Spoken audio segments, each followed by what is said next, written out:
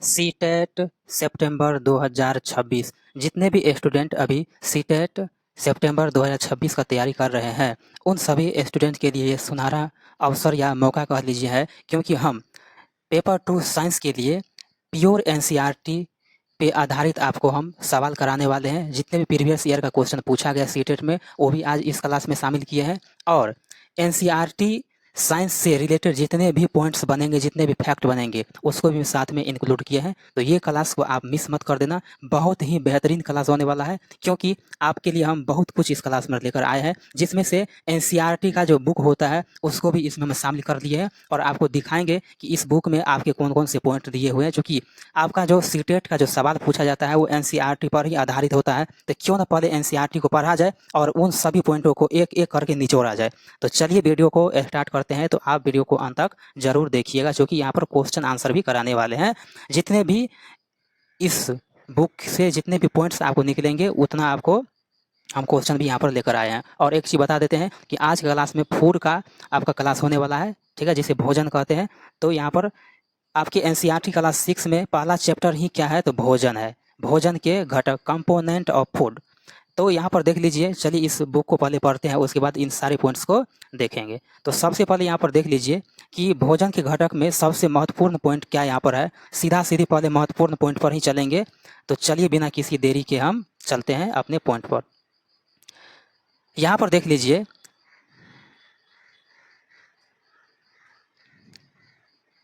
कुछ पॉइंट दिखाते हैं कि विभिन्न प्रकार के खाद्य पदार्थों में क्या होता है। जितने भी खाद्य पदार्थ का मतलब होता है खाने वाले पदार्थ, जो अपने लोग खाते हैं। हम जानते हैं कि प्रत्येक व्यंजन एक या एक से अधिक प्रकार की कच्ची सामग्री से बनता है, जो हमें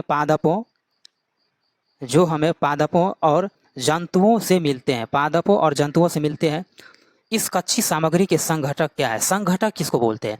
आपको नहीं पता, चलिए हम बताते हैं। संघटक का मतलब होता है कि जैसे मान लीजिए आप दाल बनाते हैं और मान लेते हैं कि आप रोटी बनाते हैं, तो रोटी में आप क्या क्या चीज़ का यूज करते हैं। तो रोटी बनाने के लिए सबसे पहले आटा का यूज करते हैं। किसका यूज करते हैं? तो आटा का यूज करते हैं, और प्लस में पानी का यूज करते हैं। तो ये आटा और प्लस जो पानी का आप जो यूज कर रहे हैं, इसी को कहा जाता है संघटक। यानी रोटी का संघटक क्या होगा? आटा होगा और पानी होगा। जैसे मान लीजिए कि आप चावल बनाते हैं, तो चावल बनाने में क्या सा यूज करते हैं? चावल बनाने में सबसे पहले चावल का यूज करते हैं, प्लस पानी का यूज करते हैं। तो चावल और पानी क्या हो गया? भोजन का घटक हो गया, संघटक हो गया। समझ गए इतना बात? चलिए नेक्स्ट पॉइंट की ओर चलते हैं। आज आपको एक एक पॉइंट समझाएंगे। इस कच्ची सामग्री में हमारे शरीर के लिए कुछ आवश्यक घटक होते हैं। इन घटकों को हम पोषक कहते हैं।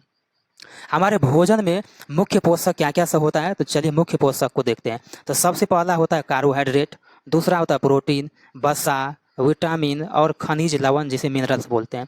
इसके अतिरिक्त हमारे शरीर को रुक्षांश की ज़रूरत होती है। रुक्षांश क्या होता है? बहुत सारे स्टूडेंट को पता नहीं होता है कि रुक्षांश किसको बोलते हैं। तो रुक्षांश एक फाइबर होता है।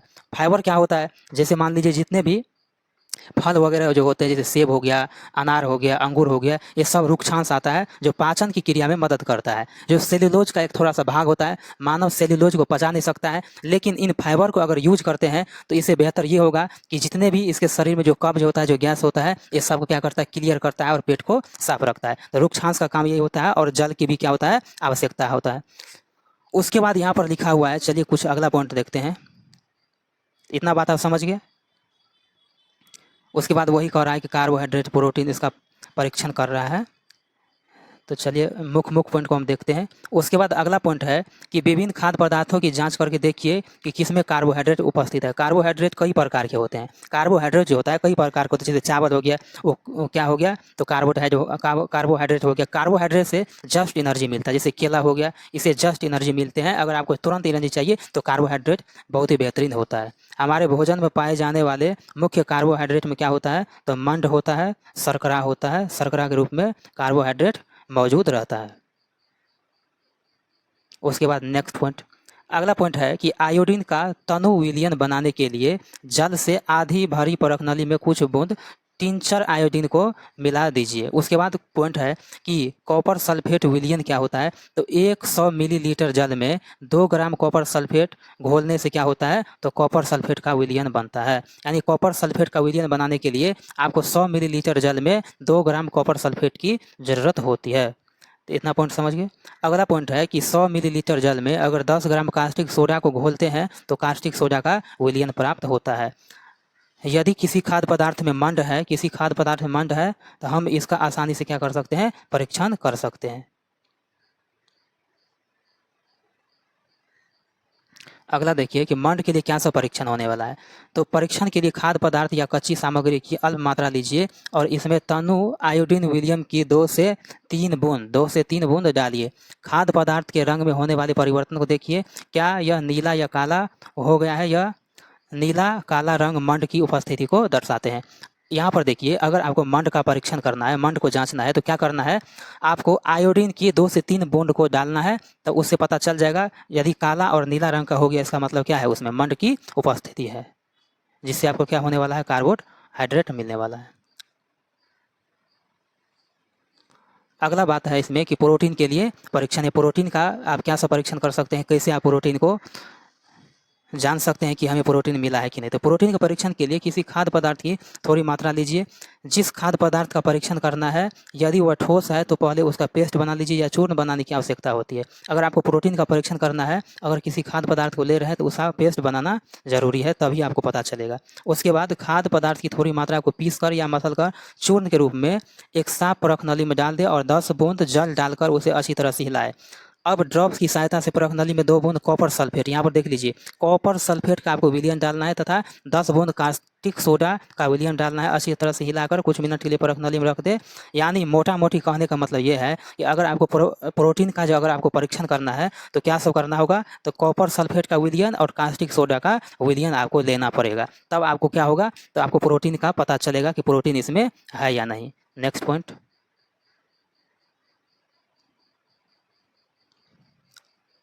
अगर यह बैगनी रंग का हो गया तो बैगनी रंग जो होता है खाद्य पदार्थ में प्रोटीन की उपस्थिति को दर्शाता है। यानी प्रोटीन है कि नहीं उस खाद्य पदार्थ में, तो उसका रंग आपका क्या होना चाहिए, तो बैगनी रंग होना चाहिए। कार्बोहाइड्रेट को आपको पता करने के लिए काला या नीला होना जरूरी था, और प्रोटीन को पता करने के लिए क्या जरूरी है, तो बैगनी रंग का जरूरी है। अब यहाँ पर देखिए फैट, अब फैट का परीक्षण करते हैं। फैट का परीक्षण, तो फैट का परीक्षण करने के लिए क्या सब करना पड़ेगा, तो खाद्य पदार्थ की अल्प मात्रा लीजिए और इसे एक कागज़ के टुकड़े में लपेट कर कूटिए। कोई खाद्य पदार्थ है, जैसे मान लीजिए खाद्य पदार्थ में अगर मिर्च हो गया, लहसुन हो गया, प्याज हो गया, तो उसको लपेट कर एक कागज़ के टुकड़ा में लपेट कर क्या करना है, तो उसे कूटना है। ठीक है, अब कूटने के बाद क्या करना है, तो चलिए आगे देखते हैं। जब तक कागज़ फट न जाए, अब कागज़ को सीधा कीजिए और ध्यानपूर्वक देखिए क्या इस पर तेल के धब्बे हैं। अगर आप कोई खाद्य पदार्थ लेते हैं और उसको कूटते हैं, अगर उसमें तेल का धब्बा लग गया, तो चलिए आगे देखते हैं क्या कर रहा है कि कागज़ को किसी प्रकाश के सामने लाइए। अब कागज़ को प्रकाश के सामने लाइए, क्या आपको इस धब्बे से होकर आने वाले धुंधला प्रकाश दिखाई दे रहा है। अगर आपको उस धब्बे से, कागज़ के धब्बे से होकर प्रकाश यदि आपको धुंधला दिखाई दे रहा है, तो कागज़ पर तेल का धब्बा खाद्य पदार्थ में फैट की उपस्थिति को दर्शाता है। यानी मोटा मोटी इतना समझिए कि अगर आपको फैट की उपस्थिति को जांचना है, तो खाद्य पदार्थ को किसी पन्ने या कागज़ में लपेट कर उसको अगर कूटने के बाद उस पर अगर कोई तेल नुमा संरचना या पदार्थ उस पर आपको दिखाई दे रहा है सूर्य प्रकाश की उपस्थिति में, इसका मतलब क्या है, उसमें फैट की उपस्थिति है। तो आप फैट का परीक्षण भी आप देख लिए हैं। उसके बाद चलिए नेक्स्ट पॉइंट, हमने 3 पोषक तत्व यानी कार्बोहाइड्रेट, प्रोटीन और वसा के लिए खाद्य पदार्थ का परीक्षण किया। अब विटामिन और खनिज लवण जैसे अन्य पोषक को भी विभिन्न पदार्थों में उपस्थित रहते हैं। सभी पदार्थ, जितने भी खाद्य पदार्थ रहता है उसमें मिनरल्स और विटामिन तो रहता ही है। इन सभी पोषक तत्वों की हमें क्यों आवश्यकता होती है, चलिए इन पोषक तत्वों की आवश्यकता क्यों होती है उसको देखते हैं। विभिन्न पोषक हमारे शरीर के लिए क्या करते हैं, जितने भी हमारा न्यूट्रिएंट्स होते हैं, पोषक तत्व होते हैं हमारे शरीर में, वो क्या करते हैं। तो सबसे पहले यहाँ पर देखिए कि कार्बोहाइड्रेट मुख्य रूप से क्या होता है, पहले बोल दिए कि एनर्जी का क्या करता है, प्रदान करता है। फैट से हमें ऊर्जा मिलता है, और वास्तविकता यह है कि कार्बोहाइड्रेट की तुलना में फैट में क्या होता है, अधिक मात्रा में ऊर्जा मिलता है। फैट में अधिक मात्रा में ऊर्जा मिलता है कार्बोहाइड्रेट की तुलना में। अगला पॉइंट, कार्बोहाइड्रेट भोजन को ऊर्जा देने वाला भोजन भी कहलाता है। कार्बोहाइड्रेट को ऊर्जा देने वाला भोजन कहा जाता है। ये जितने भी देख रहे सामग्री, ये सब क्या है, तो आपको कार्बोहाइड्रेट का क्या है, मुख्य स्रोत है। जिसमें क्या सब, चलिए एक एक करके देखते हैं। इसमें शकरकंद है, आलू हो गया, गन्ना, पपीता, तरबूज, आम, मक्का, बाजरा, चावल, गेहूँ, ये सब का सब क्या है, तो कार्बोहाइड्रेट का मुख्य स्रोत है। आपसे क्वेश्चन यहाँ से पूछ सकता है कि इनमें कौन कार्बोहाइड्रेट का स्रोत नहीं है, तो इनमें से दूसरा कोई ऑप्शन रहेगा, ये सारा तो कार्बोहाइड्रेट का स्रोत है। उसके बाद यहाँ पर देखिए मूंगफली हो गया, उसके बाद तिल हो गया, गिरी हो गया, मांस हो गया, मछली हो गया, अंडा हो गया, ये सब क्या है? कार्बोहाइड्रेट नहीं, ये सब क्या है? तो वसा का स्रोत है। ये सब जितने भी मछली हो गया, मांस हो गया, दूध हो गया, घी हो गया, क्रीम हो गया, मक्खन हो गया, अंडा हो गया, ये सब क्या है? तो फैट का स्रोत है। ये सब क्या है? फैट का स्रोत है। ठीक है। इसमें अंतर ये है कि ये जो ऊपर वाला देख रहे हैं मूंगफली, तिल, ये सब देख रहे हैं, ये पादप से प्राप्त होता है फैट, और ये सब क्या होता है? तो जानवर से प्राप्त होता है। घी जो होता है, घी उसमें फैट रहता है, ये जानवर से प्राप्त होता है। दूध भी जानवर से होता है। मक्खन, क्रीम, अंडा, ये सब क्या है? तो जानवर से। तो यहाँ से क्वेश्चन पूछेगा कि पादप से मिलने वाला फैट का उदाहरण बताइए, और जंतु से मिलने वाला फैट का उदाहरण कौन कौन से है। तो इस तरह से आपको क्वेश्चन बन सकता है। अब प्रोटीन का कौन कौन सा स्रोत होता है? तो प्रोटीन से अगर आपको पादप से अगर आपको प्रोटीन का स्रोत आपको क्या सा मिलना चाहिए? तो चना में प्रोटीन मिलता है, मूंग में प्रोटीन है, तुअर दाल में प्रोटीन है, राजमा में प्रोटीन है, सोयाबीन में प्रोटीन है, मटर में प्रोटीन है। अगर आप जंतु से प्राप्त करना चाहते हैं, अगर आप जंतु से प्रोटीन प्राप्त करना चाहते हैं, तो पनीर हो गया, अंडा हो गया, दूध हो गया, मछली हो गया, मांस हो गया, ये सब क्या है? प्रोटीन से आपको, सॉरी, पादप से, जंतु से आपको क्या है? तो प्रोटीन मिलने वाला है। इतना बात समझ गए? चलिए नेक्स्ट पॉइंट की ओर चलते हैं। उसके बाद चलिए नेक्स्ट पॉइंट देखते हैं कि प्रोटीन की आवश्यकता शरीर की वृद्धि और स्वस्थ रहने के लिए होती है। अब बोलिएगा कि प्रोटीन की आवश्यकता किस लिए होती है? तो इससे इसलिए होती है कि शरीर की वृद्धि और स्वस्थ रहने के लिए प्रोटीन की आवश्यकता होती है। प्रोटीन युक्त भोजन को प्रायः शरीर वर्धक भोजन भी कहा जाता है। यानी आपको स्वस्थ रहना है तो प्रोटीन आपको लेना ही पड़ेगा, जो जिसमें प्रोटीन मिलता है। उसके बाद अगला पॉइंट है, विटामिन जो होता है रोगों से हमारे शरीर की रक्षा करता है। जैसे कोई भी आपको रोग कुछ भी होता है तो विटामिन क्या करता है? उससे रक्षा करता है। विटामिन हमारी आँखों, अस्थियों, हड्डी, दांत और मसूड़ों को स्वस्थ रखने में भी सहायता करते हैं। विटामिन कई प्रकार के होते हैं जिन्हें अलग अलग नामों से जाने जाते हैं। इस सब का हम डिटेल से आपको बताएंगे कि विटामिन ए क्या होता है, बी क्या होता है, सी, डी, ई, के, इन सभी के बारे में आपको ज़रूर बताएंगे। ठीक है, तो चलिए इसको स्किप करते हैं यहाँ से। अभी कौन कौन से विटामिन होते हैं, उसके बाद विटामिन के कौन कौन से स्रोत है, चलिए उसको देखते हैं। तो पपीता हो गया, गाजर हो गया, आम भी क्या होता है? विटामिन का स्रोत है, ये विटामिन ए का स्रोत है। अगर विटामिन बी की स्रोत की बात करते हैं तो गेहूँ, यकृत हो गया, चावल हो गया, तो विटामिन बी का स्रोत है। अगर विटामिन सी की बात करते हैं तो संतरा हो गया, टमाटर हो गया, अमरूद, मिर्च, नींबू, आंवला, ये सब क्या है? तो विटामिन सी का स्रोत है। अगर विटामिन डी की बात करते हैं तो अंडा हो गया, उसके बाद मछली हो गया। चलिए नेक्स्ट पॉइंट की ओर चलते हैं।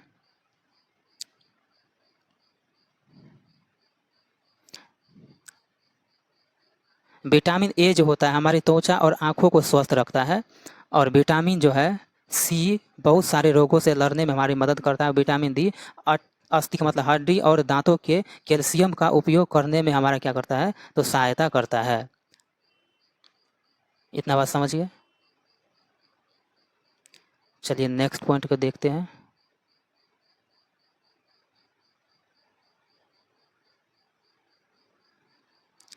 विटामिन देख लिए, अब क्या देखते हैं? खनिज लवण। तो हमारे शरीर को खनिज लवण की अल्प मात्रा में आवश्यकता होती है। जिस तरह से विटामिन, प्रोटीन हो गया, वसा हो गया, कार्बोहाइड्रेट हो गया, इसका बहुत अधिक मात्रा में ज़रूरत रहता है। तो खनिज लवण जो होता है ये कम मात्रा में क्या होता है? आवश्यकता होता है। हमारे शरीर के उचित विकास के लिए तथा अच्छे स्वास्थ्य के लिए प्रत्येक खनिज लवण आवश्यक है। ठीक है, विभिन्न खनिज लवण के स्रोत अलग अलग होते हैं। अधिकांश खाद्य पदार्थ में एक से अधिक पोषक तत्व होते हैं। चलिए नीचे देखते हैं और क्या सब है। अगला पॉइंट देखते हैं कि इन पोषकों के अलावा हमारे शरीर को आहारीय रेशा, ठीक है ना, आहारीय रेशा जिसे फाइबर कहते हैं, उसका भी बहुत सारा जरूरत रहता है, आहारीय रेशा का। और जल का भी आवश्यकता होती है। आहारीय रेस देख रहे हैं यहाँ पर, आहारीय रेशा को रुक्षांश बोलते हैं। और रुक्षांश क्या होता है? फाइबर होता है। और फाइबर क्या होता है? जैसे मान लीजिए आप सेब खरीदते हैं, अनार खरीदते हैं, ठीक है ना, केला, ये सब क्या होता है? तो आपका रुक्षांश होता है। जैसे मान लीजिए हरा सब्जी हो गया, तो ये सब क्या होता है? इसमें आहारीय रेशा, जिसे रुक्षांश के नाम, जिसे फाइबर के नाम से जानते हैं। और फाइबर काम क्या करता है? हमारे पेट को साफ करता है। जिस तरह से मान लीजिए फाइबर क्या होता है? तो चोकर जानते हैं, गेहूं का चोकर, यानी चोकर युक्त आटा जो होता है एक फाइबर का निर्माण करता है। और फाइबर क्या करता है? हमारे पेट को साफ करता है, जिससे कब्ज और गैस से राहत मिलता है। इतना बात समझ गए। उसके बाद चलिए आगे देखते हैं, हमारे खाने में रुक्षांश की पूर्ति पादप उत्पादों से होती है। रुक्षांश का मुख्य स्रोत देखिए यहाँ पर, रुक्षांश का मुख्य स्रोत क्या है, तो साबुत क्या है, तो खाद्यान्न हो गया, दाल हो गया, आलू हो गया, ताज़ा फल यहाँ पर है ना, देखिए यहाँ पर ताज़ा फल हो गया, सब्जियाँ हो गया। रुक्षांश हमारे शरीर को कई पोषक प्रदान नहीं करते। रुक्षांश आपको पोषक प्रदान नहीं करता है, बल्कि ये क्या करता है, तो पेट को साफ करता है और पाचन क्रिया को क्या करता है, तो मजबूत करता है। नेक्स्ट पॉइंट को चलिए देखते हैं। फिर यह हमारे भोजन का आवश्यक अवयव है, लेकिन फिर भी हमारे क्या है, तो आवश्यक, भले पोषक नहीं मिलता है तो पर भी क्या है, आवश्यक अवयव है। इसका आयतन बढ़ा देते हैं। रुक्षांश बिना पचे भोजन क्या करता है, बाहर निकालने में मदद करता है। अगर आपको कोई भोजन नहीं पच रहा है या अपच हो रहा है, तो रुक्षांश क्या करता है, उसको बाहर कर देता है। फाइबर क्या करता है, तो उसे बाहर करता है, जिससे आपका पेट साफ हो जाता है। बहुत इंपॉर्टेंट है एनसीईआरटी, देख रहे हैं ना, एक एक पॉइंट इसमें दिया हुआ है। तो हमने सब कुछ पढ़ लिए हैं। उसके बाद चलिए संतुलित आहार की ओर चलते हैं, फटाफट इसको करके, और मुख्य जो पॉइंट होता है उसको आपको दिखाएंगे। संतुलित आहार में क्या करता है, कहता है कि सामान्यतः पूरे दिन में जो कुछ हम खाते हैं उसे आहार्य आहार कहा जाता है। हमारे शरीर की वृद्धि और अच्छे स्वास्थ्य को बनाए रखने के लिए हमारे आहार में से सभी पोषक तत्व उचित मात्रा में लेना चाहिए, जिनकी हमारे शरीर की क्या होता है, आवश्यकता होती है। कोई भी पोषक तत्व न आवश्यकता से अधिक हो, यानी जितने भी पोषक तत्व होता है, आप आवश्यकता से अधिक लेंगे तो पर भी खराबी करेगा, आवश्यकता से कम लेंगे तो पर भी खराबी करेगा, ठीक है ना। और आहार में पर्याप्त मात्रा में रुक्षांश और जल भी होना चाहिए। इस प्रकार को संतुलित आहार कहते हैं, यानी रुक्षांश भी साथ साथ में होना चाहिए। यहाँ तक आप समझ गए, बिल्कुल समझ गए हैं। चलिए नेक्स्ट पॉइंट की ओर चलते हैं। ये सब आप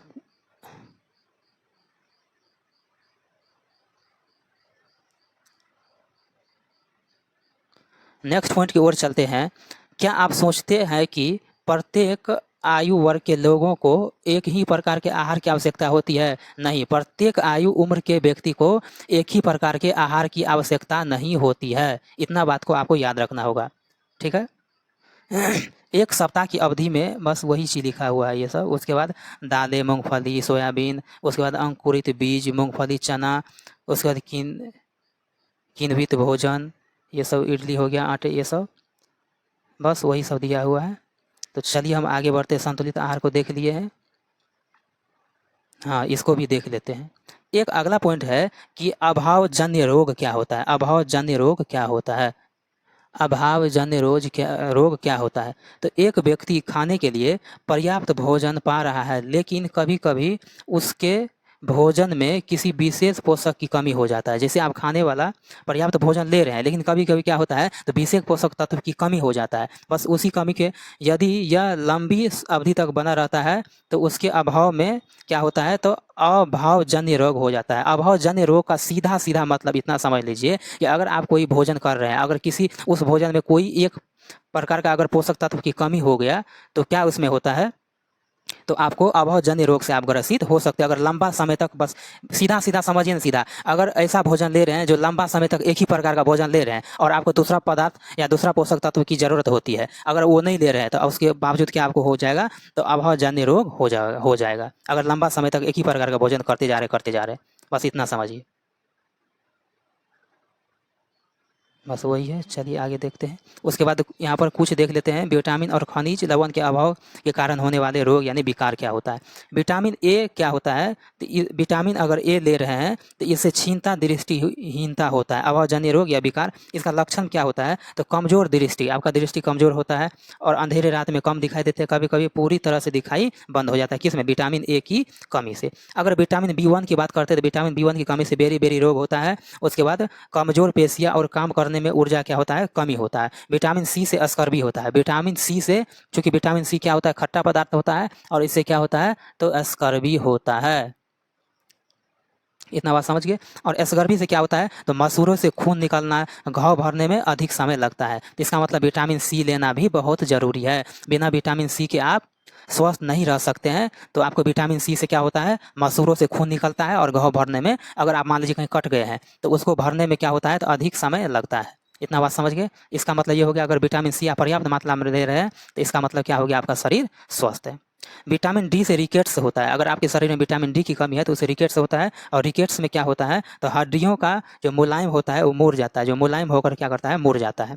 तो विटामिन डी ज़रूरत है। अगर आपके पास कैल्शियम की कमी है तो कैल्शियम की कमी से अस्थियाँ और दंत क्षय होता है, दांत का क्षय हो जाता है, और दांत को मजबूत रहने के लिए, हड्डी को मजबूत रहने के लिए कैल्शियम की ज़रूरत होती है। तो कमजोर अस्थियाँ या दंत क्षय। आयोडीन, आयोडीन की कमी से क्या होता है तो घेंघा रोग होता है, जिसे ग्वाइटर भी कहते हैं। ग्वाइटर, घेंघा रोग को ग्वाइटर कहा जाता है। घेंघा रोग को ग्वाइटर कहा जाता है। घेंघा रोग को क्या कहा जाता है तो ग्वाइटर कहा जाता है। इतना बात समझ गए आप। अगला पॉइंट देखते हैं।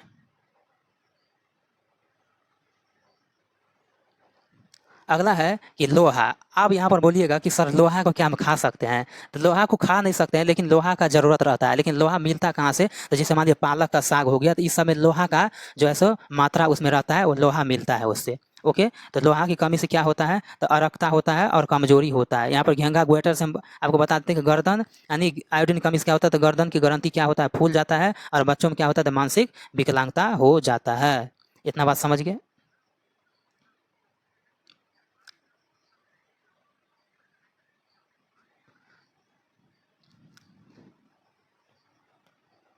बस उसके बाद यहीं से दिया हुआ है FSSAI food safety standard authentication of India, बस वही दिया हुआ है। उसके बाद चलिए आगे चलते हैं पॉइंट्स की ओर। नेक्स्ट पॉइंट की ओर चलते हैं। बस इसका कुछ सारांश देखते हैं। अभी आपका क्लास खत्म नहीं हुआ है, बहुत लंबा क्लास आपका चलने वाला है, बहुत लंबा। अभी तो बस इसको NCERT किताब देख रहे हैं, उसके बाद हम पॉइंट्स जो बनाए हैं उस पॉइंट्स को भी देखेंगे। समझ गए। अगला पॉइंट्स देखते हैं। अगला नेक्स्ट पॉइंट और चलते हैं। तो अगला नेक्स्ट पॉइंट है कि हमारे भोजन के मुख्य पोषक तत्वों का नाम क्या सा होता है? कार्बोहाइड्रेट, प्रोटीन, वसा, विटामिन और खनिज लवण। इसके अतिरिक्त भोजन में आहार्य रेशा और जल का भी जरूरत होती है। कार्बोहाइड्रेट तथा वसा क्या होता है? शरीर को ऊर्जा मिलता है। प्रोटीन, खनिज लवण की आवश्यकता होती है हमारे शरीर की वृद्धि और अनुरक्षण प्रदान करने के लिए। विटामिन हमारे शरीर में रोगों से लड़ने की क्षमता प्रदान करता है, विटामिन। उसके बाद संतुलित आहार में हमारे शरीर के लिए आवश्यक सभी पोषक तत्व और पर्याप्त मात्रा में रुक्षांश और जल की आवश्यकता होती है। अभी तक आपने जो पढ़े हैं। और हमारे आहार में लंबी अवधि तक एक अथवा एक से अधिक पोषक तत्वों की न्यूनता से क्या होता है विशिष्ट रोग उत्पन्न होता है। चलिए इतना बातें हमने देख ली हैं। अब चलते हैं अपने पॉइंट्स की ओर जो महत्वपूर्ण। अब चलिए हम जो पॉइंट्स बनाए हैं, हम जो नोट्स बनाए हैं, बस उस नोट्स के माध्यम से आपको एक एक करके डिटेल से आपको बताते हैं कि ये जो आपका 4th चैप्टर जो अभी चल रहा है सीटेट सितंबर 2026 में जो आपका एग्जाम होने वाला है, बस उसके लिए 4th चैप्टर का बहुत ही महत्वपूर्ण आपका क्लास आज का हो रहा है। तो चलिए न्यूट्रिएंट्स की बात करते हैं, पोषक यानी पोषण की बात करते हैं। तो ये क्या होता है चलिए आपको बताते हैं। तो पोषण जिसको क्या कहते हैं, शरीर में या शरीर को पोषण कई रूपों में ज़रूरत होती है। शरीर की वृद्धि और विकास के लिए, बीमारी से लड़ने के लिए पोषण की ज़रूरत होती है। उसके बाद ऊर्जा देने के लिए, डिहाइड्रेट से बचने के लिए जल की ज़रूरत होती है, और जल को बचाने के लिए रुक्षांश की ज़रूरत होती है। रुक्षांश का मतलब क्या आता है जो उसका रस जो होता है। चलिए नेक्स्ट पॉइंट की ओर चलते हैं। तो कुछ पोषण क्या करता है, कुछ पोषक क्या करता है ऊर्जा देता है। उसके बाद शरीर के निर्माण के लिए, बीमारी से लड़ने के लिए, जैसे आयरन की कमी से एनीमिया रोग होता है। तो पोषण के लिए आवश्यक तत्व अभी अभी बताया आपको क्या सा होता है। तो कार्बोहाइड्रेट, प्रोटीन हो गया, वसा हो गया, विटामिन, खनिज, उसके बाद जल, उसके बाद रुक्षांश। तो ये सब का क्या होता है ज़रूरत होता है। अगला पॉइंट देखते हैं। अब कार्बोहाइड्रेट के बारे में देखते हैं। कार्बोहाइड्रेट क्या होता है? तो कार्बोहाइड्रेट कार्बन और ऑक्सीजन से मिलकर बना होता है और हाइड्रोजन से मिलकर बना होता है। यानी कार्बन, ऑक्सीजन, हाइड्रोजन से मिलकर बना होता है। C for carbon, O for oxygen और H फॉर हाइड्रोजन। यही क्या होता है कार्बोहाइड्रेट होता है। ठीक है, इसका फार्मूला आता है C6H12O6। उसके बाद चलिए नेक्स्ट पॉइंट की ओर चलते हैं। तो कार्बोहाइड्रेट में कार्बन होता है, अतः ये क्या होता है कार्बोहाइड्रेट तो कार्बनिक होता है। आपको एक भी क्वेश्चन नहीं छूटने वाला है, इतना महत्वपूर्ण ये क्लास हो रहा है। दुनिया में जल और खनिज क्या होता है कार्बनिक नहीं होता है। जल और खनिज कार्बनिक नहीं होता है, और बाकी क्या होता है कार्बनिक होता है। जल और आपको खनिज को छोड़कर क्या होता है बाकी सब कार्बनिक होता है, सभी में कार्बन होता है, लेकिन जल और खनिज में कार्बन नहीं होता है। इतना बात समझ गए।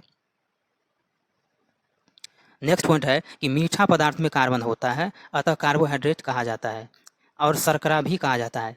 जितने भी मीठा होता है। चलिए अगला पॉइंट देखते हैं अगला पॉइंट है कि कार्बोहाइड्रेट को हिंदी में शर्करा कहा जाता है। कार्बोहाइड्रेट को हिंदी में शर्करा कहा जाता है और ये स्वाद में क्या होता है तो मीठा लगता है। जो कम मीठा लगता है उसे मोनोसेक्राइड कहते हैं, जो ज़्यादा मीठा लगता है उसे डाइसेक्राइड कहते हैं, और जो अधिक मीठा लगता है उसे पॉलीसेक्राइड कहते हैं। यानी आप मिठास के आधार पर मोनोसेक्राइड, डाइसेक्राइड और पॉलीसेक्राइड के रूप में बांट सकते हैं। तो ये सब होता है। अगर आराम से कोई पच रहा है इसका मतलब मोनोसेक्राइड है, अगर कठिन से पच रहा है इसका मतलब डाइसेक्राइड है, और काफ़ी कठिन से पच रहा है यानी नहीं के बराबर पच रहा है इसका मतलब आप पॉलीसेक्राइड ले रहे हैं। अगर शर्करा की बात करते हैं तो शर्करा किस में मिलता है, रोटी में मिलता है, चावल में मिलता है, मिठाई में मिलता है, और इसे पचाने में समय लगता है। इसलिए कहता है मीठा चीज़ नहीं खाना चाहिए। डॉक्टर सबसे पहले खट्टा और मीठा को पहले रोक देता है क्योंकि उसको पचाने में क्या होता है ज़्यादा समय लगता है। इतना बात समझ गए। और कार्बोहाइड्रेट से हमें एनर्जी मिलता है। कार्बोहाइड्रेट 3 प्रकार के सेक्राइड होते हैं। कार्बोहाइड्रेट में कौन तो मोनोसेक्राइड, डाइसेक्राइड, पॉलीसेक्राइड, और सबसे ज़्यादा ऊर्जा किसे मिलता है पॉलीसेक्राइड से। अगर आपको ये आसानी से पच नहीं रहा है इसका मतलब ऊर्जा भी उन्हीं से ज़्यादा मिल रहा है। अगला पॉइंट देखते हैं जो आसानी से पचता है मोनोसेक्राइड। डाइसेक्राइड सीधा पाचन नहीं होता है, इसे मोनोसेक्राइड में तोड़ना पड़ता है। डाइसेक्राइड जो होता है उसे पचाने के लिए सबसे पहले मोनोसेक्राइड में तोड़ना पड़ता है। और पॉलीसेक्राइड भी आप सीधा नहीं पचा सकते हैं, इसे सबसे पहले डाइसेक्राइड में तोड़ते हैं, उसके बाद मोनोसेक्राइड में तोड़ते हैं, तब जाकर क्या होता है पाचन होता है। और तोड़ने का काम किसका होता है तो एंजाइम का होता है। तोड़ने का काम किसका होता है तो एंजाइम का होता है। अगर आप डाइसेक्राइड ले रहे हैं और डाइसेक्राइड को आप मोनोसेक्राइड में तोड़ना चाहते हैं तो क्या करना पड़ेगा आपको हाइड्रोलेज नामक एंजाइम का जरूरत पड़ेगा। अगर आप डाइसेक्राइड को मोनोसेक्राइड में तोड़ना चाहते हैं तो आपको क्या जरूरत पड़ेगा हाइड्रोलेज एंजाइम का जरूरत पड़ेगा, तभी जाके क्या होगा मोनोसेक्राइड में टूटेगा, तब आपका क्या होगा पाचन होगा। इतना बात समझ गए। चलिए नेक्स्ट पॉइंट की ओर चलते हैं। आज का क्लास बहुत ही लंबा क्लास होने वाला है, पहला ही क्लास है लेकिन लंबा क्लास होने वाला है, तो इस क्लास को आप देखते रहिएगा, बने रहिएगा। बहुत सारे पॉलीसेक्राइड है जिन्हें हम सीधा पचा नहीं सकते हैं। जैसे मछली का क्या हो गया ये खोलकैया हम लोग हिंदी में बोलते हैं अपने भाषा में। ये जो देखते हैं ना ये वाला ऐसे ऐसे ऐसे जो मछली जब खरीदने जाते हैं तो इसको क्या करता है तो मछली वाला होता है उसको क्या करता है तो नोच नाच के पहले फेंक देता है और मांस को आपको काट कर दे देता है। हम लोग खोलकैया बोलते हैं उसको देहाती भाषा में, ठीक है ना। तो यही क्या होता है तो पॉलीसेक्राइड होता है, इसे आप पचा नहीं सकते हैं। अब देखते हैं मोनोसेक्राइड को डिटेल से। तो मोनोसेक्राइड क्या होता है तो ग्लूकोज होता है, फ्रुक्टोज होता है, गलेक्टोज होता है, राइबोज होता है। यह सबसे सरल शर्करा कार्बोहाइड्रेट है। इसमें कार्बोहाइड्रेट की मात्रा 1 अणु होते हैं। तो मोनोसेक्राइड समझ गए, जिसमें ग्लूकोज फ्रुक्टोज गलेक्टोज हो गया, राइबोज हो गया, ये सब क्या होता है सरल शर्करा होता है, जिसे सरल शर्करा कार्बोहाइड्रेट कहते हैं। जस्ट एनर्जी के लिए आपको ग्लूकोज ज़रूरत होती है। जैसे मान लीजिए आपको तुरंत एनर्जी की ज़रूरत होता है, डॉक्टर क्या करता है फटाफट उसको ग्लूकोज दीजिए। जस्ट एनर्जी तो आप कार्बोहाइड्रेट से भी लेते हैं, लेकिन आपका जब तबीयत बिगड़ जाता है तो क्या उसमें आप खाना खा पाइएगा नहीं, तो इसलिए सीधा क्या करता है ग्लूकोज दे देता है। अगर ग्लूकोज का आप सीधा निकल जाइए पी जाइए। सबसे मीठा शर्करा होता है फ्रुक्टोज, यह फलों में पाया जाता है। सबसे मीठा शर्करा जो नेचुरली रूप से मिलता है उसे फ्रुक्टोज कहते हैं, और क्या होता है ये फल में पाया जाता है। उसके बाद के सेक्रिन चीनी से जिसे टेबल चीनी कहते हैं 300 से 400 गुना ज़्यादा मीठा होता है, कौन फ्रुक्टोज होता है। उसके बाद राइबोज नामक शर्करा जो होता है वो डीएनए और आरएनए में क्या होता है पाया जाता है। डीएनए और आरएनए में क्या होता है पाया जाता है कौन तो राइबोज नामक शर्करा।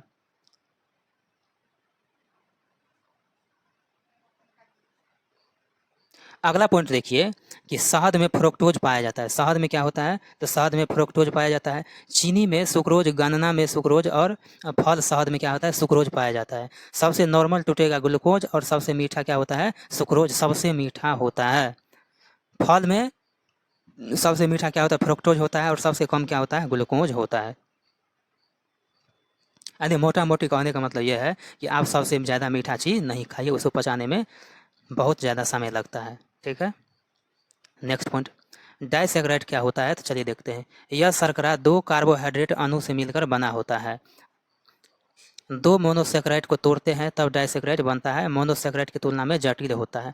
अब डाइसेक्राइड कौन होता है तो वही जो मीठा अभी जो बोले हैं वो सुक्रोज होता है, लैक्टोज होता है जो क्या होता है दूध में मिलता है, माल्टोज होता है, ये सब क्या होता है तो डाइसेक्राइड होता है। और इसे पचाने में बहुत ज़्यादा समय लगता है या नहीं पचता है। इसे पचाने के लिए मोनोसेक्राइड में तोड़ना पड़ता है। तो सबसे पहले सुक्रोज जो फल खाते हैं मीठा चीज़ खाते हैं तो उसे ग्लूकोज प्लस फ्रक्टोज में तोड़ते हैं। अगर आप दूध खाते हैं दूध में लैक्टोज होता है तो उसे ग्लूकोज और गलेक्टोज में तोड़ते हैं। अगर आप माल्टोज लेते हैं तो ग्लूकोज प्लस ग्लूकोज में तोड़ते हैं, यानी माल्टोज को तोड़ने के लिए डबल ग्लूकोज की ज़रूरत होती है। इतना बात आपको याद रखना पड़ेगा, सभी बात आपको याद रखना ही पड़ेगा।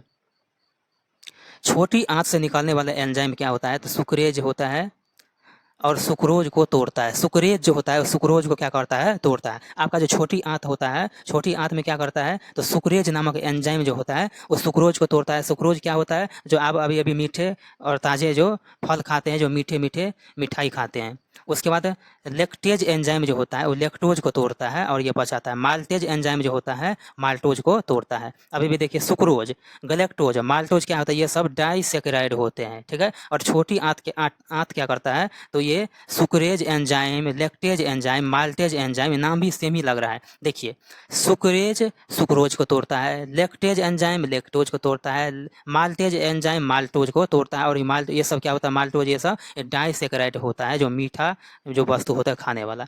उसके बाद चलिए पॉलीसेकेराइड की ओर चलते हैं। ये तो जटिल है। पॉलीसेकेराइड जो होता है ये सबसे जटिल शर्करा होता है और इसका निर्माण में 2 से अधिक मोनोसेकेराइड भाग लेते हैं। जैसे काइटिन हो गया, कवक की कोशिका भित्ति काइटिन की बनी होती है। सेल्यूलोज हो गया, स्टार्च यानी मंड हो गया, ग्लाइकोजेन हो गया, इसको आप आसानी से नहीं पचा सकते। ये सब का सब क्या है, पॉलीसेकेराइड है। जैसे काइटिन हो गया, सेल्यूलोज हो गया, सेल्यूलोज को आप पचा नहीं सकते हैं। सेल्यूलोज किसको बोलते हैं पता है आपको, जो गाछ वृक्ष में जो छाल रहता है लगे हुए, उस छाल को ही क्या कहते हैं, तो सेल्यूलोज कहते हैं। सेल्यूलोज जो है ना जानवर पचा लेते हैं आसानी से। बकरी सबको देखिएगा, अगर आप उसको पता दीजिएगा तो तुरंत क्या करता है, तो खा लेते हैं। बकरी देखते हैं ना, बहुत अच्छा से वो खाते हैं, कहते हैं खाते हैं बकरी की तरह और सूकर हो जाते हैं लकड़ी की तरह। और एक सेल्यूलोज से देखिए, एक सेल्यूलोज से 6000 ग्लूकोज की प्राप्ति होती है। इसका मतलब जानवर जो सेल्यूलोज लेता है उसके पास कितना एनर्जी होगा। आप 6000 ग्लूकोज को कल्पना कीजिए भाई, कि 6000 ग्लूकोज को आप ले रहे हैं, वो केवल एक सेल्यूलोज जानवर खा के इतना ग्लूकोज को प्राप्त कर लेता है। इसका मतलब कितना जानवर ताकतवर होगा। पॉलीसेकेराइड के अधिकांश हिस्से को आप पचा नहीं सकते हैं, कुछ ही हिस्से को आप पॉलीसेकेराइड को पचा सकते हैं। सबसे काफ़ी ऊर्जा मिलता है लेकिन आप पचा नहीं सकते। जैसे काइटिन को आप पचा नहीं सकते हैं, को हम पचा नहीं सकते क्योंकि यह नाखून, काइटिन जो होता है ये नाखून होता है। जैसे मछली का छिलका हो गया, कीड़े मकोड़े का जो बाहरी आवरण होता है ये काइटिन की बनी होती है। कवक की कोशिका भित्ति क्या होती है, तो काइटिन की बनी होती है। ये भी सवाल पूछता है। तो काइटिन समझ गए क्या होता है, काइटिन क्या होता है, जैसे आपका नाखून हो गया, क्या आप नाखून को खाइएगा तो पच जाएगा, नहीं पचेगा। नाखून हो गया, मछली का छिलका हो गया, ठीक है ना। उसके बाद आपका कीड़े मकोड़े का बाहरी भाग हो गया, वो सब क्या था, काइटिन होता है। उम्मीद करते हैं कि सब बात आप समझते होंगे। देख रहे हैं हम एक एक पॉइंट को लिखे हैं, एक एक पॉइंट को लिखे हैं, कोई भी पॉइंट को छोड़े नहीं है। पेड़ पौधा कोशिका सेलुलोज की बनी होती है। पेड़ पौधा की कोशिका भित्ति सेलुलोज की बनी होती है। पेड़ पौधा की कोशिका भित्ति सेलुलोज की बनी होती है। जानवर क्या होता है, तो सेलुलोज को पचा लेते हैं, मानव सेलुलोज को नहीं पचाते हैं। आप अगर जो है ना कोई गाछ वृक्ष को खाइएगा, पत्ता से को खाइएगा, आम का पत्ता, तो आप नहीं पचा सकते हैं। सेलुलोज जो होता है, सेलुलोज से कपड़ा बनता है, कागज़ आदि का निर्माण होता है। जितने भी आपका कागज़ बनता है जिसे आप लिखते हैं, यहाँ तक कि नोट जो आप लिखते हैं वो भी क्या होता है, नोट जिसको पैसा बोलते हैं, कागज़ वाला पैसा, वो भी सेलुलोज का ही बना होता है, पेड़ पौधे की छाल से ही बना होता है। अब देखते हैं स्टार्च। स्टार्च क्या होता है, चलिए स्टार्च के बारे में देखते हैं। ये भी मुख्य पॉइंट है स्टार्च। स्टार्च क्या होता है, तो पेड़ पौधा की पत्तियों में स्टार्च पाया जाता है। आप जो पेड़ पौधा का जो पत्ती देख रहे हैं, पत्ता देख रहे हैं, उसमें स्टार्च पाया जाता है। और यह स्टार्च आयोडीन में क्या होता है, तो घुल जाता है। स्टार्च जो होता है आयोडीन में घुल जाता है। स्टार्च की जांच के लिए आयोडीन का घोल का प्रयोग करते हैं। अभी ऊपर भी आप एनसीईआरटी की जो किताब थे उसमें भी आप पढ़े हैं कि स्टार्च को जांचने के लिए आपको आयोडीन का प्रयोग किए थे। स्टार्च 2 जगह पाए जाते हैं, एक पाए जाते हैं पेड़ पौधा की पत्तियां में और दूसरा अनाज में, जैसे धान हो गया, गेहूँ हो गया, मक्का का खोल जो होता है, छिलका जो होता है ना, उसमें स्टार्च ही होता है, उसी को स्टार्च बोलते हैं। जैसे चोकर हो गया, तो चोकर भी क्या होता है, तो स्टार्च ही होता है। और दवाई का जो कैप्सूल आप खाते हैं, दवाई का जो कैप्सूल होता है वो स्टार्च की ही बनी होती है। तो पेड़ पौधा का जो पत्ती होता है उसमें भी स्टार्च होता है और खाने वाला भी। इसलिए कहते हैं कि स्टार्च को आप पचा भी सकते हैं लेकिन और कुछ स्टार्च को पचा नहीं सकते हैं। अगला पॉइंट, स्टार्च को पचाने के लिए या स्टार्च को जांच करने के लिए आयोडीन का रंग क्या करता है, तो रंग चेंज हो जाता है। अगर आपको स्टार्च जांचना है कि स्टार्च है कि नहीं, तो उसमें आयोडीन के घोल का प्रयोग करते हैं और उसका रंग क्या होता है, तो डिसकलर हो जाता है। अब देखिए आयोडीन के अणु जो होता है स्टार्च के कुंडलित यानी हेलिक्स संरचना में फंस जाते हैं। आयोडीन का जब आप अणु उसमें डालते हैं तो स्टार्च में जो हेलिक्स नामक जो संरचना है तो उसमें फंस जाते हैं और ये क्या करता है, विशिष्ट रंग का प्रदान करता है। अगर आपका बीपी बढ़ रहा है तो बीपी बढ़ने में NaCl का क्या करता है, सेवन करते हैं और बीपी घटाने में नमक का सेवन कम किया जाता है। अगर बीपी आपको बढ़ाना है ठीक है ना। अगर आपको बीपी बढ़ाने में नमक का सेवन किया जाता है, बीपी को घटाने के लिए नमक का सेवन कम किया जाता है। ओके। स्टार्च का ही नाम होता है अल्फा ग्लूकोज। स्टार्च का नाम होता है अल्फा ग्लूकोज और सेलुलोज का नाम होता है बीटा ग्लूकोज। आज आपको पता चल क्या होगा कि सर अल्फा ग्लूकोज और बीटा ग्लूकोज क्या होता है। अल्फा ग्लूकोज होता है स्टार्च और बीटा ग्लूकोज होता है क्या, सेल्यूलोज। नेक्स्ट पॉइंट देखते हैं कि पौधा में ग्लूकोज का निर्माण प्रकाश संश्लेषण की प्रक्रिया द्वारा पत्ती में होता है। पौधा में जो ग्लूकोज का निर्माण होता है वो फोटोसिंथेसिस के दौरान क्या होता है, लीफ में होता है, जबकि स्टार्च जो होता है पत्ती में पाई जाती है। स्टार्च क्या होता है, तो पत्ती में पाया जाता है। क्लोरोफिल जो होता है सूर्य के प्रकाश को अवशोषित करता है। जो क्लोरोफिल होता है जिसके कारण पत्तियां हरा होता है, वो क्या करता है, क्लोरोफिल ही क्या करता है, तो प्रकाश को एब्जॉर्ब करता है।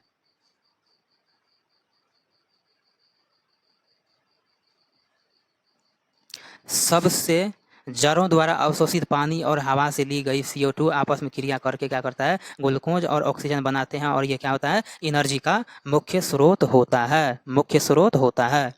अगला पॉइंट देखिए कि पौधों में ग्लूकोज का निर्माण होता है लेकिन मंड के रूप में संचारित या संचित रहते हैं। पौधा में जो ग्लूकोज का निर्माण होता है वो सीधा ग्लूकोज के रूप में नहीं रहता है, वो स्टार्च के रूप में रहता है, मंड के रूप में रहता है। अर्थात स्टार्च जो है ग्लूकोज का क्या है, बहुलक है। स्टार्च जो है, स्टार्च ग्लूकोज का क्या है, बहुलक है। स्टार्च ग्लूकोज का बहुलक है। यानी पेड़ पौधा में जो ग्लूकोज का निर्माण होता है वो क्या होता है, सीधा सीधी ग्लूकोज के रूप में नहीं रहता है, बल्कि वो स्टार्च यानी मंड के रूप में रहता है। और मंड यानी स्टार्च जो होता है वो क्या होता है, ग्लूकोज का बहुलक होता है।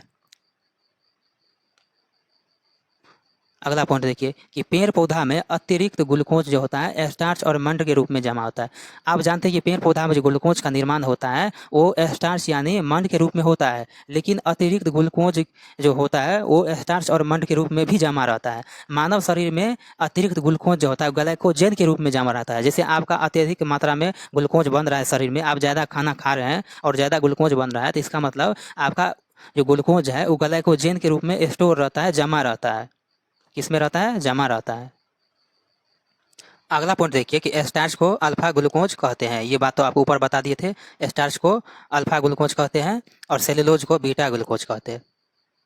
स्टार्च जो होता है आयोडीन के घोल को काला या नीला करता है। आप अभी भी किताब में ऊपर भी पढ़े थे कि स्टार्च क्या करता है, यानी पत्ती में स्टार्च है या नहीं, तो आयोडीन का घोल डालते हैं तो काला या क्या करता है, नीला कर देता है। अतः आयोडीन जांच के लिए स्टार्च का प्रयोग करते हैं। जांच यानी स्टार्च की होती है, किससे होती है, तो आयोडीन से होती है। और स्टार्च जो होता है जल में क्या होता है, यह घुलनशील होता है। स्टार्च जल में घुलनशील होता है। अब देखते हैं वसा, जिसको चर्बी बोलते हैं, फैट बोलते हैं। तो चलिए इसको देखते हैं। फैट यानी वसा। जब कार्बोहाइड्रेट यानी शर्करा के रूप में ली गई ऊर्जा का उपयोग पूर्ण रूप से नहीं होता है, जो ऊर्जा बच गया होता है, कार्बोहाइड्रेट यानी शर्करा को वसा के रूप में जमा होता है। सीधा सीधी इतना समझिए कि जो आप कार्बोहाइड्रेट लेते हैं और उससे जो आपको एनर्जी मिलता है और वो जो ऊर्जा बच जाता है वो फैट के रूप में क्या होता है, जमा हो जाता है। ठीक है। हमारे पेट में वसा ज़्यादा होता है और बैल का जो कुबर होता है उसमें फैट ज़्यादा होता है, और फैट पर चोट नहीं लगता है। अगर फैट पर मारिएगा तो वहाँ पर चोट नहीं लगता है। यह कार्बनिक होता है। फैट का होता है, कार्बनिक होता है। शरीर के निर्माण में 15% भाग होता है। महिलाओं में अत्यधिक फैट पाई जाती है। कार्बोहाइड्रेट को खर्च नहीं करने पर क्या होता है, वही फैट का रूप बदल देता है। और सर्वाधिक ऊर्जा क्या होता है, फैट से मिलती है। ठीक है। उसके बाद यहाँ पर है कि 1 ग्राम फैट से आपको 9.3 किलो कैलोरी ऊर्जा प्राप्त होता है। 1 ग्राम फैट से 1 ग्राम 1 ग्राम फैट से आपको 9.3 किलो कैलोरी ऊर्जा प्राप्त होता है। 1 ग्राम फैट से 9.3 किलो कैलोरी ऊर्जा प्राप्त होता है। नेक्स्ट पॉइंट, वसा जो होता है गिल्सरॉल तथा वसीय अम्ल का एक एस्टर होता है। बहुत ही लाजवाब पॉइंट है यहाँ पर कि पूछेगा कि गिल्सरॉल और वसीय अम्ल का एस्टर कौन होता है, तो फैट होता है। तो गिल्सरॉल जो साबुन में होता है, वसीय एसिड साबुन में होता है, वो एस्टर का क्या होता है, एस्टर होता है। कौन, वसा, गिल्सरॉल और वसीय अम्ल का क्या होता है, अम्ल का एस्टर होता है।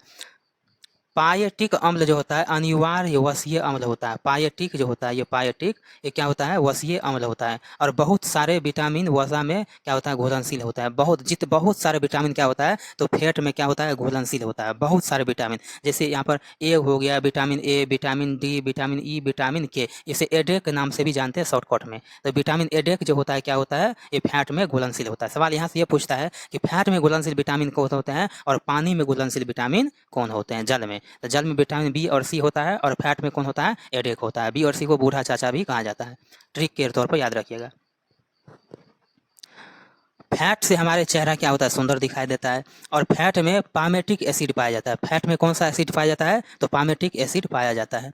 जिसके शरीर में फैट नहीं होगा उसके शरीर में विटामिन घुलनशील नहीं होगा। बहुत इंपॉर्टेंट है, यानी आपके शरीर में फैट रहना जरूरी है, तभी आपका क्या होगा, तो ये विटामिन घुल पाएगा। नहीं तो क्या होगा, आप पतला दुबला ही सब दिन रह जाइएगा। यानी आपको vitamin A, vitamin D, vitamin E, vitamin के, विटामिन एच, इन सभी विटामिन को आपको अगर घुलाना है तो आपके शरीर में फैट रहना चाहिए। बिना फैट का आप विटामिन ए, डेक और एच को घुलनशील यानी घुला नहीं सकते हैं और आप पतला ही सब दिन दुबला पतला ही रह सकते हैं। तो ये मोस्ट इंपॉर्टेंट पॉइंट है कि अगर आपके शरीर में विटामिन को घुलाना है, पचाना है, तो आपके शरीर में फैट रहना जरूरी है। बिना फैट का आप विटामिन को घुला नहीं सकते हैं, क्योंकि फैट में कौन कौन से विटामिन घुलनशील होता है, तो यही होता है।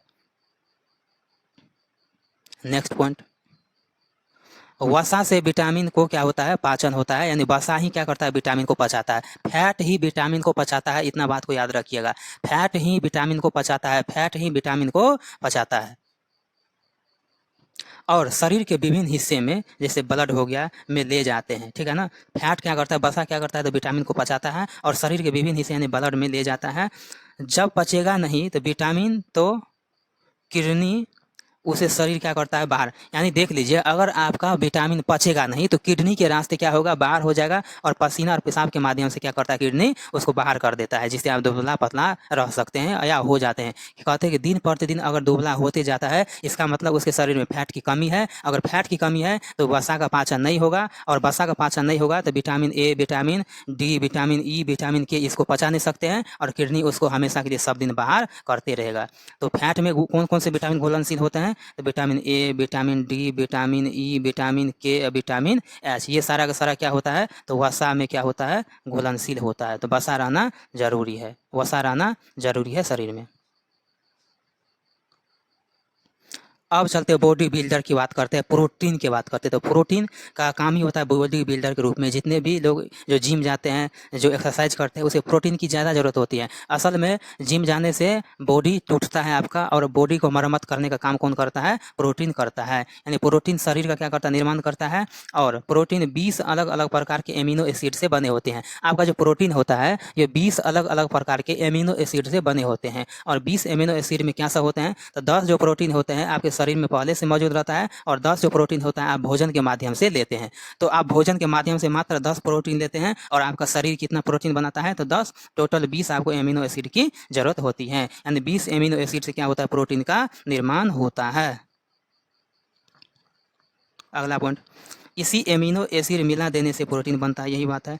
प्रोटीन का जो निर्माण होता है वो आरएनए, प्रोटीन का निर्माण आरएनए और राइबोसोम प्रोटीन का निर्माण करता है। राइबोसोम और आरएनए दोनों क्या करता है, प्रोटीन का निर्माण करते हैं। कहा जाता है कि प्रोटीन का फैक्ट्री राइबोसोम को कहा जाता है, राइबोसोम को कहा जाता है। इसका मतलब राइबोसोम में 20 एमिनो एसिड की जरूरत होती होगी। अगला पॉइंट, प्रोटीन में कार्बन, हाइड्रोजन, ऑक्सीजन, नाइट्रोजन होता है। प्रोटीन में क्या सब होता है, तो कार्बन होता है, हाइड्रोजन होता है, ऑक्सीजन होता है, नाइट्रोजन होता है। लेकिन कार्बोहाइड्रेट में नाइट्रोजन नहीं होता है, और वसा में नाइट्रोजन नहीं होता है। कार्बोहाइड्रेट और वसा में क्या होता है, तो नाइट्रोजन नहीं होता है। प्रोटीन की महत्वपूर्ण विशेषता होता है कि इसमें नाइट्रोजन पाया जाता है। प्रोटीन में नाइट्रोजन पाया जाता है लेकिन कार्बोहाइड्रेट में नहीं पाया जाता है। ये पॉइंट भी याद रखना है। जब हमारा शरीर प्रोटीन का बना होता है, हमें तो नाइट्रोजन की भी आवश्यकता होती है। जब हमारा शरीर प्रोटीन का बना होता है, और कहते हैं प्रोटीन में हमें प्रोटीन प्राप्त करने के लिए 20 एमिनो एसिड की ज़रूरत होती है, और खाने में एमिनो एसिड 10 मिलते हैं। तो खाने में तो आप कार्बोहाइड्रेट भी खाते हैं, और कार्बोहाइड्रेट में जो होता है नाइट्रोजन होता नहीं है। इसका मतलब आपका शरीर में क्या होना चाहिए, प्रोटीन की, नाइट्रोजन की कमी। लेकिन जब हमारा शरीर यहाँ पर है, हमारा शरीर प्रोटीन का बना होता है, और प्रोटीन में क्या होता है, कार्बोहाइड्रेट होता है, इसका मतलब नाइट्रोजन भी होता होगा। तो नाइट्रोजन की भी आवश्यकता होती है। तो इस क्रमवाइज आपको याद रखना है। जिन पौधों में नाइट्रोजन की कमी होती है, जिन पौधों में नाइट्रोजन की कमी होती है, वह पौधा कीड़े मकोड़े खा जाते हैं। यानी पौधा में अगर नाइट्रोजन की कमी हो गया, इसका मतलब आपका कीड़ा मकोड़ा जरूर खा जाएंगे। जैसे घट पानी का पौधा हो गया, जिसे पीचर प्लांट बोलते हैं, नेफेंथिस का पौधा बोलते हैं, इसमें नाइट्रोजन की आवश्यकता होती है। इसीलिए क्या करता है, नाइट्रोजन को प्राप्ति करने के लिए ये कीड़े मकोड़े को खा जाता है। और जैसे कीड़े मकोड़े को खाएगा तो उससे आपका क्या होगा, कीड़ा मकोड़ा में नाइट्रोजन होता है और उस पौधे को मिल जाएगा और पेड़ पौधा क्या होगा, तो सुरक्षित रहेगा और हरा भरा रहेगा। हमारे शरीर में नाइट्रोजन मुख्य रूप से प्रोटीन युक्त कहते हैं ना, इसीलिए कहते हैं प्रोटीन आपको जरूरत होता है, क्योंकि आपको शरीर में नाइट्रोजन की जरूरत होती है। और नाइट्रोजन की पूर्ति केवल और केवल आपको प्रोटीन से होता है, केवल और केवल प्रोटीन से होता है, जो कि कार्बोहाइड्रेट से नाइट्रोजन की पूर्ति नहीं होता है। जैसे दाल हो गया, मांस हो गया, मछली हो गया, अंडा हो गया, मेवा हो गया, इससे क्या होता है, प्रोटीन युक्त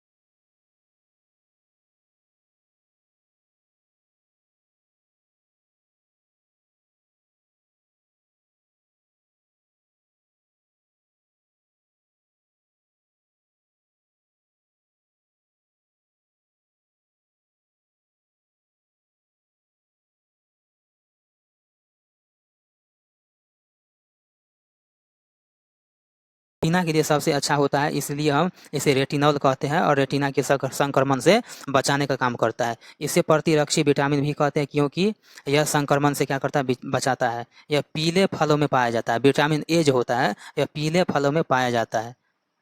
ओके, इसका सबसे उत्तम स्रोत गाजर होता है। इसका सबसे, अगर आपको विटामिन ए का पूर्ति करना है तो आप गाजर खाइए, तो विटामिन ए का पूर्ति हो जाएगा। उसके बाद गोल्डन राइस में भी होता है विटामिन ए।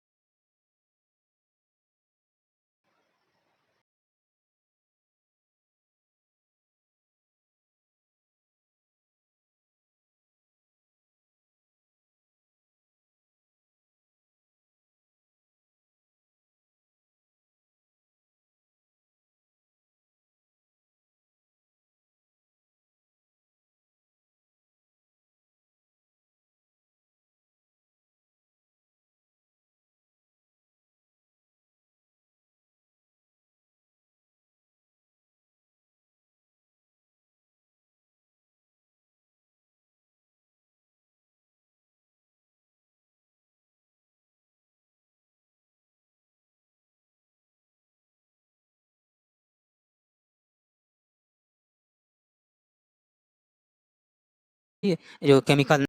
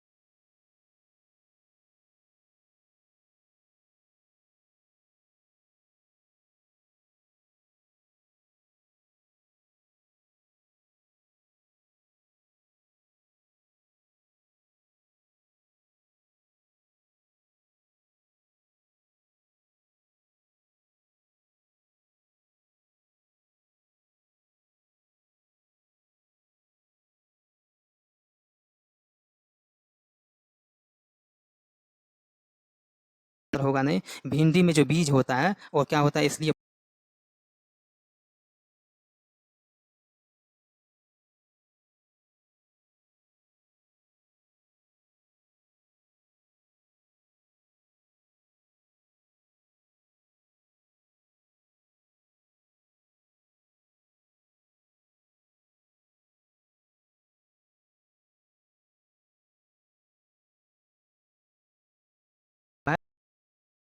को आप देखिए, मानव में सेलुलोज पाचक एंजाइम नहीं होता है, बिल्कुल सही बात है। सेलुलोज एक प्रकार का क्या है, तो मानव शरीर और रुधिर में अवशोषित होकर ऊर्जा प्रदान करता है। उसके बाद अगला ऑप्शन है कि सेलुलोज, यहाँ पर देखिए सेलुलोज एक प्रकार का कार्बोहाइड्रेट है जो मानव रुधिर में अवशोषित करता है। ये ऑप्शन नहीं होगा, मानव में सेलुलोज का पाचन नहीं होता है। सेलुलोज आसानी से छोटे छोटे अब नहीं, मानव में सेलुलोज का पाचक एंजाइम नहीं होता है। राइट आंसर यही चला जाएगा। नेक्स्ट क्वेश्चन की ओर देखते हैं। अगला क्वेश्चन है कि निम्नलिखित में से अदरक का जनांग कौन होता है। अदरक क्या होता है, जड़ नहीं होता है। अदरक क्या होता है, तना होता है। ये सब नहीं होता है। नेक्स्ट की ओर चलते हैं कि दूध में निम्नलिखित में से कौन से पोषक तत्व मिलते हैं। तो दूध में क्या क्या सब मिलता है, तो दूध में प्रोटीन मिलता है, विटामिन सी गलत, विटामिन सी गलत, आयरन नहीं, कैल्शियम मिलता है। तो इसका राइट आंसर क्या होगा, 4 होगा, प्रोटीन, कैल्शियम और विटामिन डी। चौथा इसका आंसर चला जाएगा। अगला क्वेश्चन इसको पढ़िए अच्छा से कि विटामिन एक्स की हीनता यानी कमी कारण मसूरों से रुधिर बहने लगता है। यह विटामिन खनिज वाई के अवशोषण के लिए आवश्यक है तथा एक्स भोजन में जेड पाया जाता है। एक्स वाई जेड को पहचानिए। अब एक्स वाई जेड को आपको पहचानना है। पहला एक्स जो है सो विटामिन है, तो कहता है जेड में कि हरी पत्ती में विटामिन थोड़ी सी पाया जाता है। उसके बाद एक्स विटामिन है तो कुछ उत्पाद में नहीं, एक्स विटामिन है तो दुग्ध में। उसके बाद एक्स विटामिन सी जो है तो क्या होता है, नींबू यानी खट्टा फल में क्या होता है, तो विटामिन सी पाया जाता है। तो इसका राइट आंसर ये 4 चला जाएगा।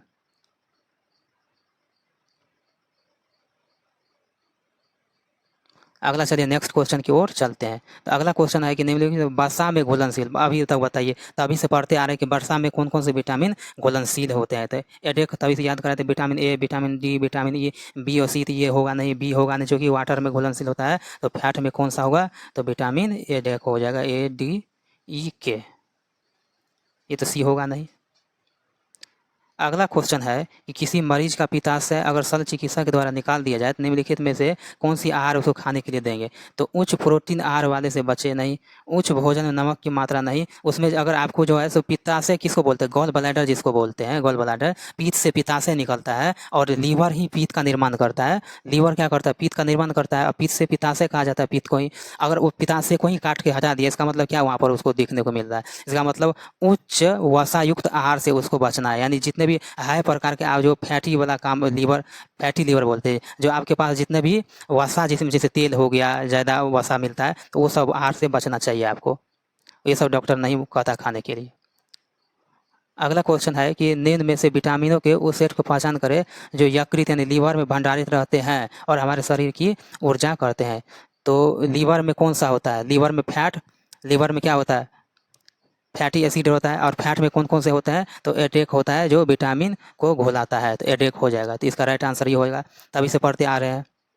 ये क्वेश्चन समझे कि नहीं, ये क्वेश्चन समझे। यहाँ पर देखिए फिर से समझा देते हैं, आपको समझ में नहीं आया होगा क्या क्वेश्चन कह रहा है कि विटामिनों को उस सेट को पहचान कीजिए जो लीवर में भंडारित रहते हैं। तो लीवर में कौन होता है, लीवर में तो फैट रहता है ना। अब फैट में कौन कौन से घुलनशील विटामिन होता है, तभी से पढ़ते आ रहे हैं 1 घंटा 1.5 घंटा से फैट में एडेक रहता है घुलनशील विटामिन। देखिए कितना गहराई से क्वेश्चन पूछ रहा है।